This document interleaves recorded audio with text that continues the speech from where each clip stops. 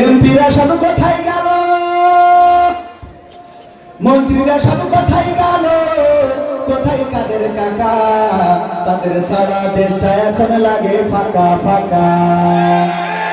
পালাবো না, পালাবো না, প্রয়োজন হলে ফখরুলের বাসায় গিয়ে উঠবো।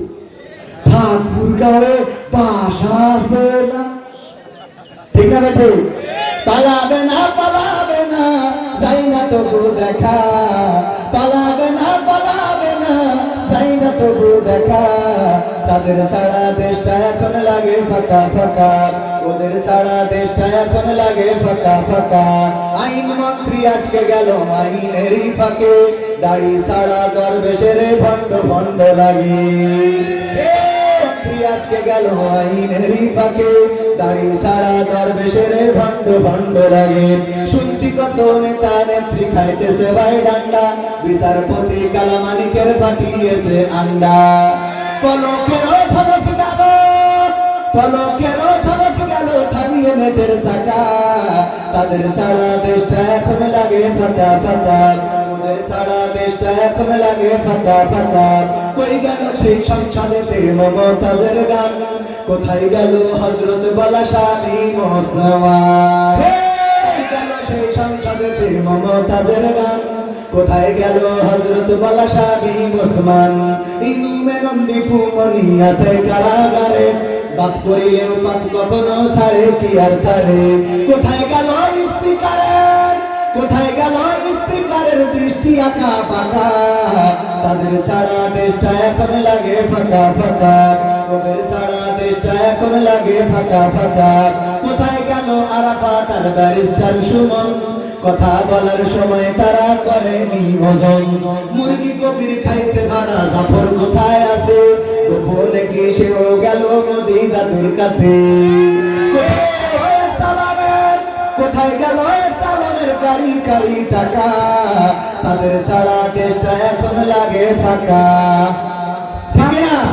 সম্মানিত ভাইয়েরা আমার, যারা ইসলামের বিরুদ্ধে অবস্থান নিয়েছিল, যারা চেয়েছিল, আল্লাহ রাব্বুল আলামিন বলেছেন ইউরিদুনা লিউতফিউ নূরাল্লাহি বিআফওয়াহিহিম আল্লাহু মুতিম্মু নূরিহি ওয়ালাউ কারিহাল কাফিরুন। ওরা চায় মুখের ফুৎকার দিয়ে দ্বীনের আলোকে, ইসলামের আলোকে নির্বাপিত করে দেবে। আমি আল্লাহ আমার দ্বীনের আলোকে প্রজ্বলিত করে রাখবো। ওরা চেয়েছিল এই দেশ থেকে ইসলামকে মিটিয়ে দিতে, ইসলামী মূল্যবোধকে মিটিয়ে দিতে, মসজিদ মাদ্রাসাকে এই দেশ থেকে, এই দেশে মসজিদ মাদ্রাসা যেন ভালোভাবে মানুষ ইবাদত করতে না পারে, মাদ্রাসায় যেন কোরআনের খাদেম হতে না পারে, তার জন্য যত রকম ষড়যন্ত্র করা যায় সব রকম করেছিল। বলেন ঠিক কিনা? ষড়যন্ত্র কি টিকেছে? মসজিদ আছে, মাদ্রাসা আছে, আলেম আছে, ওলামা আছে, মামুনুল হক আছে, আমির হামজা আছে, কিন্তু যাদেরকে তারা নিঃশেষ করে দিতে চেয়েছিল তারা এই বাংলাদেশে নাই। বলেন ঠিক কিনা? এখনো যারা ইসলাম নিয়ে ষড়যন্ত্র করছে তাদেরকে স্পষ্ট করে দিতে চায়, অধ্যত্বকারীদের অবস্থান বাংলাদেশে হবে না। এই বাংলাদেশ রক্ত দিয়ে এনেছি, জীবন দিয়ে এনেছি, রক্ত দিয়ে এই দেশের স্বাধীনতা সার্বভৌমত্ব রাখবো।